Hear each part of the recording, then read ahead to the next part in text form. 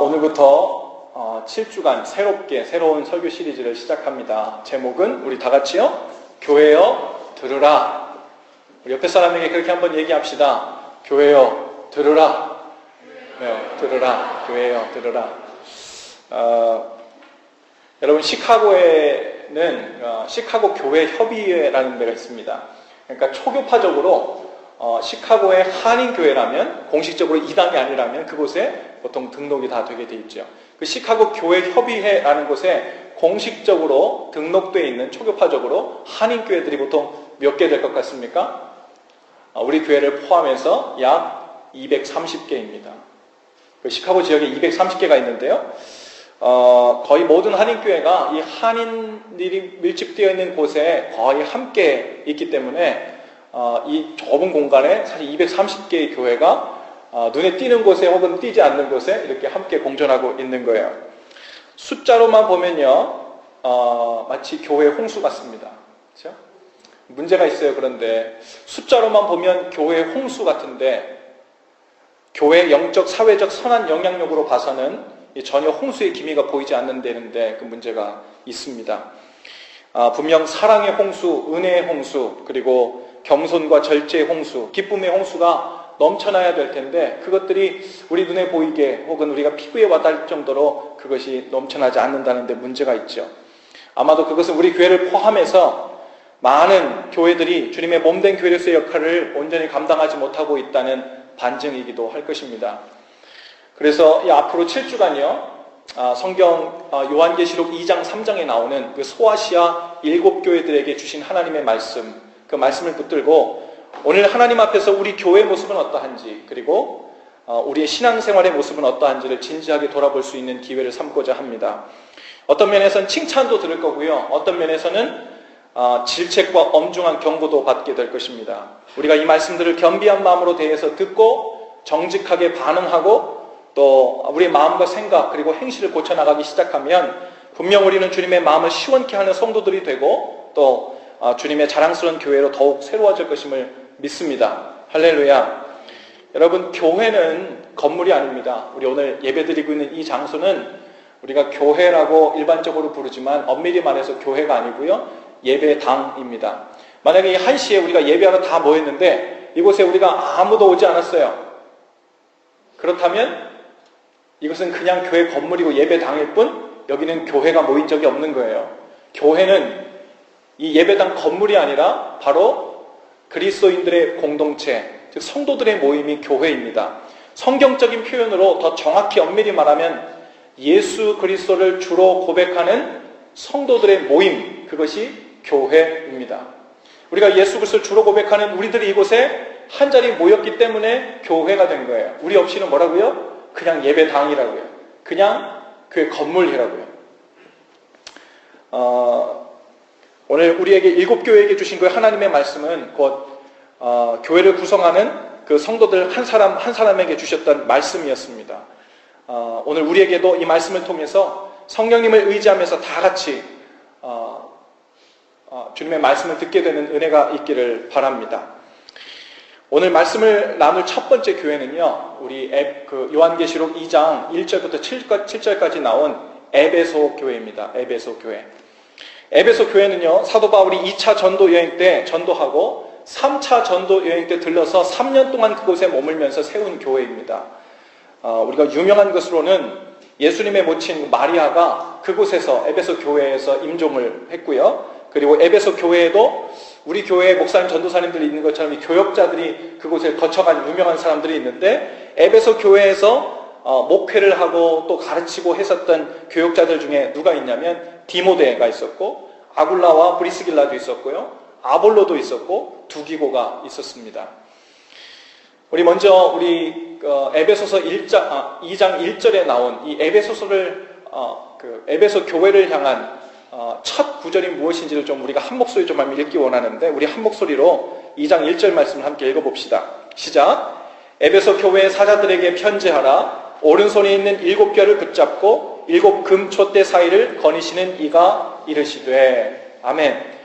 여러분, 요한계시록은요, 사도 요한이 기록했는데, 이 사도 요한은 그 당시 소아시아 지역에서 어느 정도 떨어져 있는 섬, 반모섬이라는 곳이 있었어요. 그곳에 유배를 가서 지내는 동안에 하나님께서 사도 요한에게 주신 환상과 계시를 통해 본 것, 그것을 기록한 것이 그 요한계시록입니다. 사도 요한이 기록했기 때문에 요한계시록이고, 그리고 계시를 통해 주신 것을 기록했기 때문에 계시록이 된 거예요. 계시는, 그리고 환상을 통해 주신 이 계시는요, 그것을 눈에 보이게, 그리고 우리 피부에 와닿게 설명해 나가고 그 표현하기가 너무 어려워서, 그래서 요한계시록에는 특별히 상징과 비유가 아주 많습니다. 그래서 우리 제자훈련 하다 보니까 그런 질문도 하더라고요. 왜 목사님들께서 성경 공부를 많이 하시는데 거기에 다른 성경책은 많이 하는데 요한계시록은 성경 공부를 잘 안 한다고. 조심스러워서 그래요. 왜냐하면 요한계시록은 말씀드린 것처럼 상징과 비유가 많기 때문에요. 그것은 여러 퍼스펙티브, 관점에서 그것을 보고 해석할 수 있는 가능성이 있어요. 그런데 그것을 한 가지 방향으로만 이것은 이 뜻이다 하고 못을 박아버리면요, 거기에서 아주 이단이 나오기가 쉽습니다. 그래서 특별히 오늘 우리가 읽은 이 요한계시록 2장 그 1절 말씀에도 이 말씀을 주셨던 주님에 관한 묘사가 어떻게 되어 있냐면, 함께 보세요. 7뼈를 붙잡고 7 금촛대 사이를 거니시는 이라고 이렇게 표현되어 있습니다. 이것은 주님께서 7교회를 붙잡고 주관하시는 분이시며 또한 각 교회의 상황을 모두 아시고 감찰하시는 분이시라는 것을 비유적으로 묘사한 것으로 우리가 이해해 볼 수 있습니다. 이 첫 번째 교회, 에베소 교회는 특별히 주님으로부터 칭찬받을 만한 그런 일이 아주 많은 그런 자격이 있어 보이는 교회입니다. 오늘날의 많은 교회들이 롤모델로 삼고 싶을 만큼 웬만한 좋은 조건들은 다 갖춘 교회가 바로 이 에베소 교회였어요. 먼저 외적으로 볼 때 에베소 교회는 서기 100년까지 그 당시 있었던 모든 초대 교회들을 대표하는 교회들 중에 하나였습니다. 오늘 예수님께서 그 요한계시록 2장 2절부터 3절까지 말씀하시는 내용을 보면 이 에베소 교회는 신실했고요. 그리고 여러 면에서 충분히 안정되어 있었고 또 사역에 대한 연륜도 갖춘 노련한 교회의 모습을 갖추고 있었습니다. 게다가 악한 자들을 용납하지 않고 잘못된 교리를 주장하는 거짓 사도들을 추방하는 결단력까지 갖춘 아주 내실이 튼튼한 그런 교회였어요. 오늘 성경에 나오는 거짓 교리를 전달하는 거짓 선지자들이라고 했는데, 거짓 사도들이라고 했는데, 그 사람들은 역사적으로 볼 때 니골라당이라는 사람들을 이야기하는 것입니다. 이 당시에 에베소 교회에 있었던 이 니골라당은 어떤 사람들이냐면 그들의 교리에 의하면 이런 거예요. 하나님께서 예수 그리스도를 통해서 우리에게 은혜로 죄사함 받도록 그 길을 열어주셨기 때문에 한 번 회개하고 죄사함을 받은 사람들은 더 이상 율법을 지키지 않아도 된다. 한 번 용서받았기 때문에 그 다음에는 아무리 죄를 져도 죄로 인정받지 않고 자유롭게 살 수 있다. 어디서 많이 들어본 교리 같지 않아요? 오늘날 우리가 이단 중에 이단이라고 얘기하는 구원파의 교리와 똑같습니다. 바로 이 2000년 전에 있었던 이 니골라당, 즉 한 번 용서받았기 때문에 내가 지금부터는 그 은혜로 죄를 지어도 죄가 되지 아니하고 하나님의 자녀된 신분만 내세우면서 마음껏 살아도 죄가 되지 않고 문제가 되지 않는다는 생각이에요. 생각해 보세요. 선하시고 거룩하신 하나님의 자녀가 되었어요. 기쁨도 있고 즐거움도 있어요. 그런데 그 열매가 죄를 점점 더 짓게 되는 것으로 나타난다면 하늘 아버지를 닮은 구석이 하나도 없잖아요. 선하시고 거룩하신 하나님을 닮아서 점점 거룩해져야 되는데 하나님의 자녀가 되었다는데 점점 악해져요. 그리고 그것이 괜찮대요. 그것이 제대로 된 교리일 리가 없잖아요.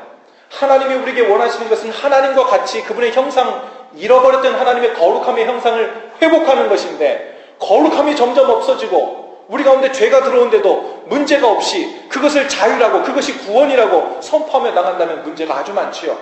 이 니골라당에 대한 엄중한 경계, 그리고 그들을 내쫓기까지 아주 결단하는 그들에게 그런 지식들도 함께 있었던 교회입니다. 그런데 주님은 2절과 3절에서 에베소 교회를 칭찬하신 후에 4절에서 갑자기 말을 바꾸셔서 이렇게 말씀하시기 시작하세요. 그런데 너에게 책망할 것이 있다. 너는 처음 사랑을 버렸다. 오늘 이렇게 말씀하고 계세요. 그러니 회개하고 돌이켜서 그 처음 행위, 처음 사랑을 회복하라고 에베소 교회에게 말씀하시는 거예요. 그렇지 않으면 촛대를 옮기시겠다고 엄중히 경고하십니다. 여러분, 촛대를 옮기신다는 말씀이 무슨 말입니까? 여러분 앞에 저 앞에 초가 있죠? 예배실에 초가 있는 이유는요, 이 성경에 많은 경우 이것도 비유고 상징인데요, 성령님의 임재, 주님께서 이곳에 우리와 함께 계신다는 그 임재를 상징할 때 그 성령님에 대한 비유와 상징 중에 우리는 불을 많이 사용하고요, 특별히 이 촛불에 점화된 그것을 많이 사용합니다. 그래서 주님께서 이곳에 이미 계시기 때문에 이미 계신 그분에 대한 증거로 우리가 점화를 하고요, 주의 성령께서 저 불꽃 같은 눈으로 우리 각 심령을 감찰하시고 우리를 쳐다보고 우리를 아시고 우리와 이곳에 함께 계신다는 증거로 우리가 촛불을 점화를 하는 거예요. 그런데 우리가 회개하고 돌이키지 아니하면 이 촛대를 옮기시겠대요. 이게 무슨 말입니까? 주님께서 더 이상 에베소 교회와 함께하지 않겠다, 그곳에 임재하지 않겠다, 너희들과 함께 있지 않겠다 말씀하시는 거예요. 여러분, 이거 얼마나 무서운 말씀이세요? 교회가 있어요. 저 앞에 팻말에 시카고 예수 사랑교회, Jesus Love EMC 이렇게 써 있는데 이곳에 들어와서 사람들도 모였어요. 그런데 그곳에 주님의 임재가 없는 거예요. 주님께서 떠나신 거예요. 그곳에는 제도와 예배 순서와 말씀 봉독과 설교와 찬양은 다 했는데 정작 예배를 받으셔야 되는 주님께서 그곳에 계시지 않는다면 이보다 더 비참하고 이보다 더 큰 일이 어디 있어요. 그런데 오늘 바로 주님께서 에베소 교회에게 하시는 이 엄중한 경고는 무엇이냐면, 너희가 모두 다 잘한 것 같지만 아주 가장 중요한 것을 빠뜨리고 잃어버린 것이 있는데 바로 너희가 나를 사랑했던 그 첫사랑을 버렸다는 거예요. 그것을 돌이키고 회개해서 돌아오지 않으면 촛대를 옮기시겠다는 것입니다. 에베소 교회에 주셨던 성령님의 엄중한 경고가 또한 오늘 우리 교회를 포함한 모든 교회들에게 주시는 말씀임을 또한 믿습니다. 에베소 교회는 어느새 처음 주님을 만나 거듭났을 때 감격을 잊어버리고 의무감과 책임감만 남아서 형식적인 신앙생활을 하고 있었던 거예요. 여러분, 더 놀라운 사실은요, 주님께서 함께 계시지 않아도요, 의무감과 책임감만 가지고 주님의 일을 감당해도 교회가 부흥하는 것처럼 보일 수 있다는 거예요. 의무감과 책임감만 가지고 봉사와 사역을 해도요, 교회 사람들이 북적거리고요, 분위기가 좋은 친교들이 이루어지는 것 같고요, 사역의 열매들이 풍성해지는 것 같은 그런 영적인 착시 현상은 얼마든지 일어날 수 있다는 거예요. 여러분, 에베소 교회가 겉으로는 전혀 문제가 없어 보였어요. 그런데 그 에베소 교회의 중심을 보고 있던 주님의 판단은 무엇이었습니까? 그들의 영적 상태는 심각하게 변질되어 있었다는 거예요. 그들은 예배 때마다 사람들은 북적북적했고 재정도 튼튼했고 겉으로 보이는 사역의 열매들이 아주 많았기 때문에 문제가 없다 생각했어요. 교회를 자랑스럽게 생각했습니다. 그런데 주님의 눈에는 너희가 처음 사랑을 버렸다, 이대로 가다가는 내가 너희를 떠날지도 모른다 라고 엄중하게 경고하시는 거예요. 그들은 어느새 주님을 향한 처음 사랑을 잊어버리고 그저 교회가 이만하면 잘 돌아간다, 내 신앙생활도 이 정도면 평균 이상이다 라고 생각하는 그것으로 위안을 삼고 형식적인 신앙생활을 하고 있었다는 겁니다. 오늘날 많은 그리스도인들이 마치 에베소 교회 성도들처럼 신앙생활을 합니다. 겉으로는 신앙생활에 연륜도 쌓이고 교회 사역에 대한 지식과 노하우도 생겨서 나름대로 열매도 맺으며 사역을 감당한다고 하지만 우리도 모르는 사이에 어느새 주님을 향한 처음 사랑을 잊어버리고 의무감과 책임감으로 예배와 교회 사역을 감당하고 있지 않은지 우리가 철저히 돌아봐야 된다는 것입니다. 그럼 처음 사랑을 회복한다는 것, 도대체 처음 사랑을 회복한다는 것이 구체적으로 뭘 의미하는가? 여러분, 그것은 단순히 감정적으로 구원의 감격과 감사의 눈물을 예배 때마다 흘려야 되고 그 벅차고 두근거리는 마음이 늘 느낌상 우리 가운데 존재해야 된다는 그런 것을 이야기하는 것이 아니에요. 특별히 하나님께서 그런 마음을 우리에게 선물로 주실 수 있어요. 하지만 그것이 첫 번째 조건사항이 아니에요. 특별히 5절 말씀을 보면요, 이렇게 기록되어 있어요. 그러므로 어디서 떨어졌는지를 생각하고 회개하여 처음 행위를 가지라. 여러분, 처음 사랑을 회복하는 것에 대한 구체적인 의미로 처음 행위를 가지라 그랬어요. 도대체 주님을 처음 만나서 예수 그리스도를 주로 고백했을 때 그들이 하나님을 바라보면서 어떤 태도로, 무슨 마음으로, 어떤 행위를 했길래 하나님께서 지금 너희가 첫사랑을 회복하고 본래 가졌던 그 처음 행위를 가지라고 오늘 말씀하신 것인지 오늘 구체적으로 우리가 보기를 원합니다. 공교롭게도 에베소 교회 할 때 이 에베소라는 단어, 그 단어의 뜻은 인내라는 뜻이 있는데요. 그 밖에도 이러한 뜻이 있어요. 낡아졌다, 떨어졌다, 썩어졌다. 이러한 뜻이 에베소라는 단어의 뜻입니다. 에베소 교회가 무엇으로부터 떨어지고 썩어진 것입니까? 나를 구원하신 하나님의 사랑을 깨닫고 감격했던 그 처음 사랑이 낡아진 거예요. 오직 무슨 일을 하든 그 받은 사랑과 은혜가 동기가 되었던 믿음에서 떨어진 것입니다. 교회 사역과 봉사일을 마친 후에 오직 하나님께 사랑의 고백이 되었으면 충분합니다 라고 고백했던 그 첫 믿음이 이제는 그 일로 나의 만족을 삼고 나의 자랑을 삼으려는 마음으로 변절되고 썩어졌다는 말이에요. 첫사랑을 회복하여 처음 행위를 가진다는 말, 오늘 그 말의 의미를 좀 우리가 남녀가 연애하고 결혼 기간을 거치는 것과 한번 비유하면 좀 이해가 쉬울 듯 합니다. 그럼 처음 사랑을 가지라는 것은 단순히 감정적으로 로맨틱한 첫사랑의 감정을 회복하라는 말이 아니에요. 우리는 보통 결혼하고 어느 정도 이렇게 지나면 사랑이 식었어, 서운한 일이 있을 때 보통 그런 얘기 하거든요. 예, 상렬 형제 그런 얘기 벌써 합니까 안 합니까? 아직 벌써 식을 타이밍은 아니죠. 예. 벌써 사랑이 식었어 이런 말을 한다고요? 그런데 우리가 벌써 사랑이 식었어 라고 얘기할 때 그것을 단순히 로맨틱한 어떤 감정상의 문제를 이야기하는 것이 아니라는 거예요. 그 첫사랑을 버렸다 라고 주님께서 에베소 교회에게 말씀하신 것도 같은 맥락입니다.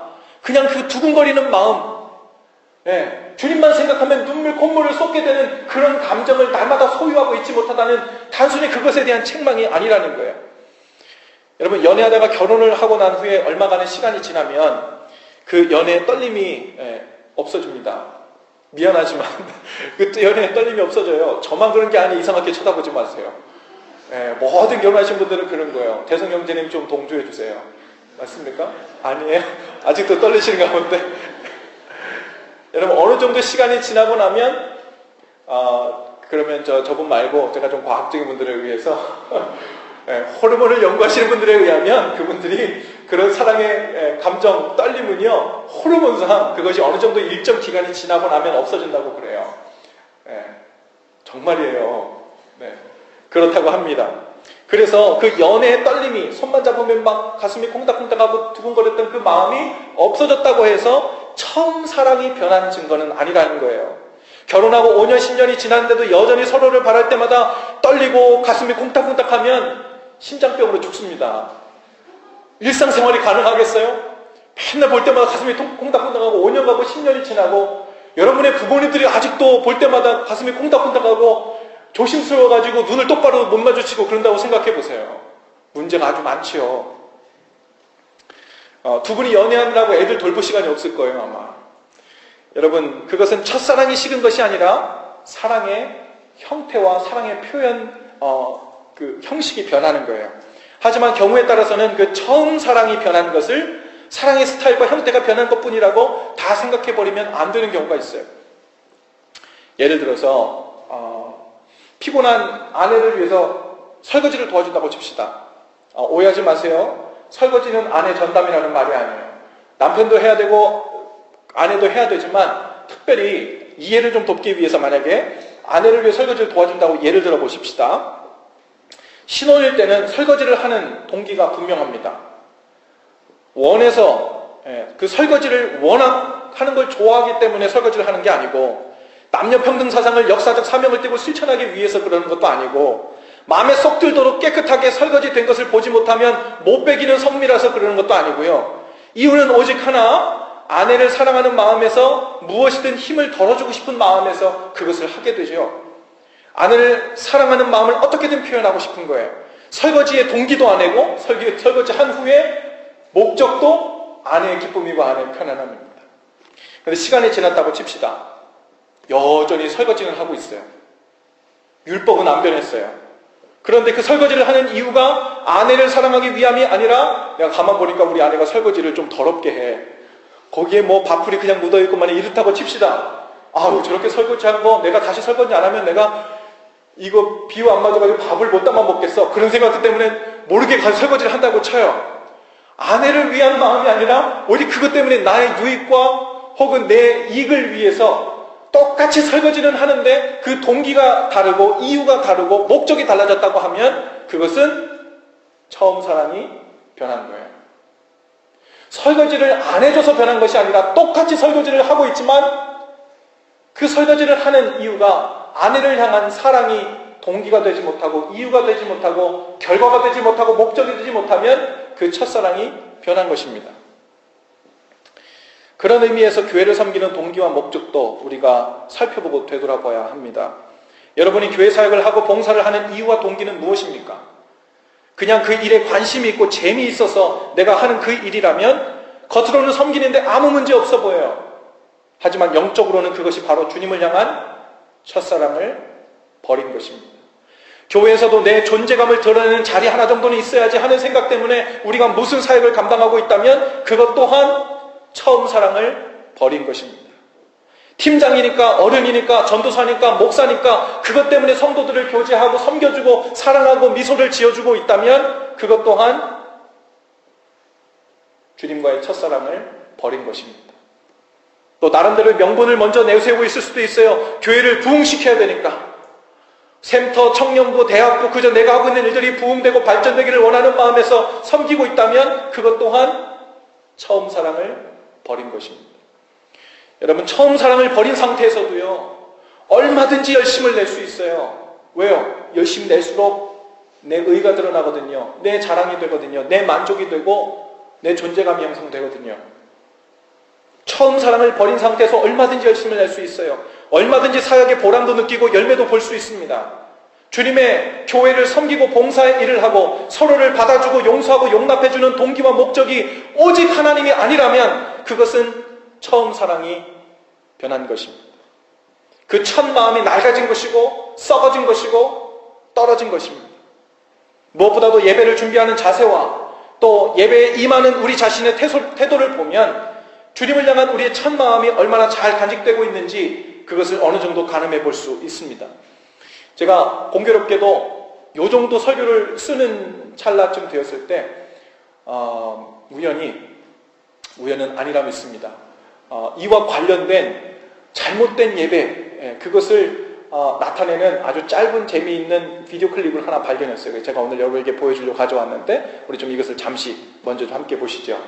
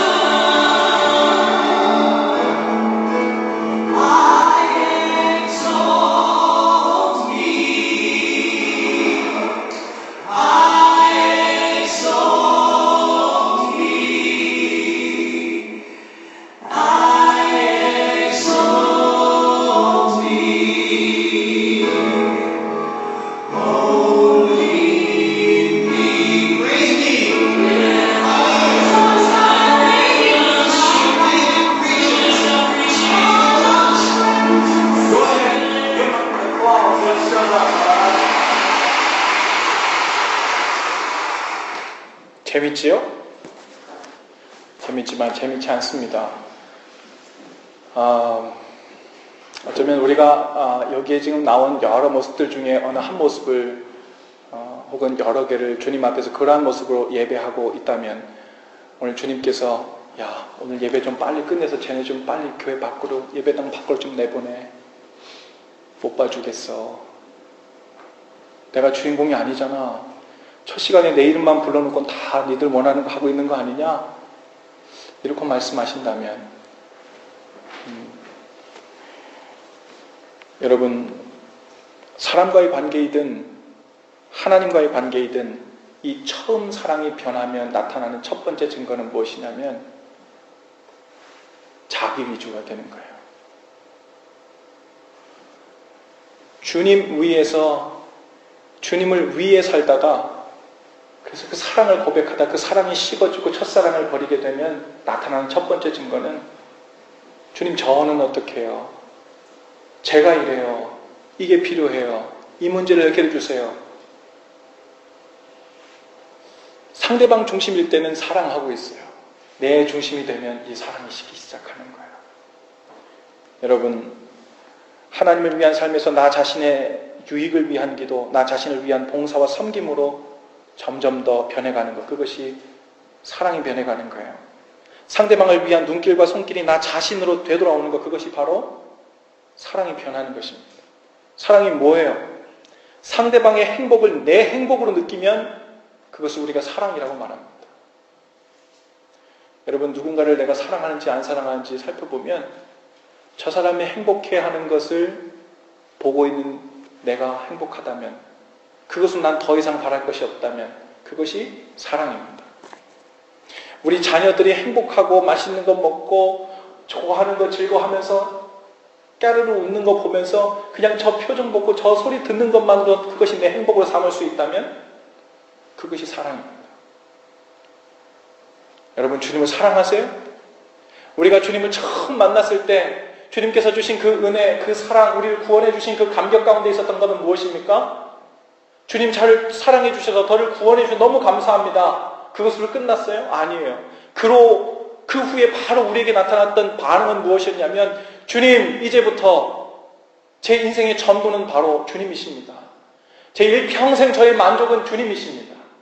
주님 외에 저의 행복도, 저의 기쁨도, 저의 만족도, 저의 평안도 어디서도 찾을 수 없습니다. 주님을 기쁘시게 해드리는 삶으로 내 삶을 사용하고 살아가는 것, 그것이 내 인생의 목적이고 그것이 내 행복입니다. 그것이 첫사랑의 행위예요. 우리가 거기에서 떨어져 나가 첫사랑을 버리게 되면 주님 이거 어떻게 해요? 제가 주님의 일은 하는 대로 하는데 나는 어떡하고요? 내 모습은 어떡하고요?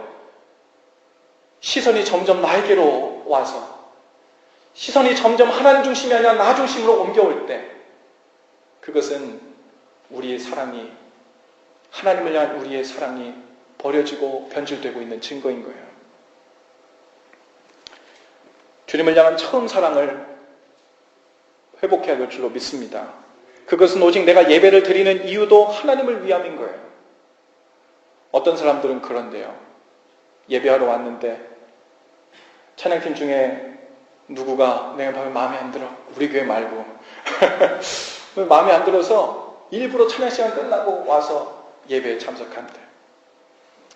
목사님들이 돌아가면서 설교를 하는데 저 목사님은 나하고 별로 안 친하고 별로 내 스타일 아니고 마음에 안 들어? 그 주는 예배를 스킵해버려요. 대표기도 맡은 사람들 저 가증스러운 입으로 기도하는 것이 듣기 싫어서 그 시간에 잠시 난 밖에 나 화장실을 다녀오겠어. 이것이 누구를 위한 예배입니까? 액젓이 나를 높이고 있는 거예요. 내가 주인공이 되고 있는 거예요. 내가 예배 가운데 내 편이, 내 생각, 내 방식, 내 것을 주님 앞에서 요구하고 있는 것입니다. 그것이 바로 첫사랑을 저버린 증거입니다. 여러분, 공부하고 사업을 하고 돈을 버는 이유도 오직 하나님을 위함입니다. 마음에 들지 않는 사람 옆에 앉아 말을 섞고 미소를 지으고 이해해 보려고 노력하는 것도 오직 하나님을 위함이어야 합니다. 누군가를 용서하는 일도 오직 그 동기와 목적이 하나님이어야 합니다. 힘을 다해 사역을 감당하고 봉사일을 마친 다음에 우리의 유일한 소원과 고백은 이것이어야 돼요. 하나님께 기쁨이 되었으면 그것으로 되었습니다. 하나님만 알아주시면 그것으로 충분합니다. 그것이 첫사랑 처음 행위의 회복인 줄로 믿습니다. 우리 가운데 주님으로 만족하지 못할 때, 주님으로 시작해서 주님으로 끝맺지 못할 때, 거기서부터 모든 교회의 문제들이 시작되고 모든 사람과의 관계의 문제들이 시작되고 스스로 디프레션에 걸리고 하나님 원치 않는 낙심 가운데 빠지게 되는 것이 바로 거기서 오는 거예요. 하나님이 영광 받으시고 하나님께서 높임 받아야 되는데 나를 알아주지 않는다고, 내 이름이 드러나지 않았다고, 내 존재감이 드러나지 않았다고, 내가 일하는 것이 밝혀 보이지 않았다고, 내가 드러날 때 그때는 서운한 걸 떠나서 우리는 하나님의 첫사랑을 저버린 거예요. 오늘 하나님께서 에베소 교회에게 주시는 이 말씀을 통해서 우리 각 사람에게 도전하십니다. 우리는 주님의 한 교회들입니다. 야, 내가 겉보기에 보니까 주일 예배도 잘 드리고 11조도 잘하고 감사하고 성경금도 시작해서 하나님께 드리는 삶도 잘하고 봉사도 하고 나름대로 사람들 앞에서 불편한 모습 보이지 않으려고 나름대로 애쓰고 평균 이상이다. 그런데 한 가지 내가 너를 책망할 것이 하나 있다. 네가 내 첫사랑을 버렸느니라. 회개하고 돌아오지 않으면 촛대를 옮길 수도 있다. 오늘 에베소 교회를 향한 성령님의 이 음성이 우리에게 경고가 아니라 큰 복으로 임한 줄로 믿습니다. 더 늦기 전에, 더 모르고 우리가 어딘가로 빠져들기 전에 주님, 제 첫사랑을 온전히 회복하고 처음 행위를 기억해서 오직 주님 때문에 내 삶 전체가 운영되고 목적을 삼고 나아갈 수 있도록 도와주옵소서. 여러분, 그 고백으로, 그 은혜로 우리 삶을 주님 앞에 드릴 수 있기를 바랍니다. 할렐루야. 우리 옆뒤 좌우에 계신 분들과 그렇게 한번 인사하십시다. 주님과의 첫사랑을 회복합시다. 첫사랑을 회복합니다. 주님과의 첫사랑을 회복합시다.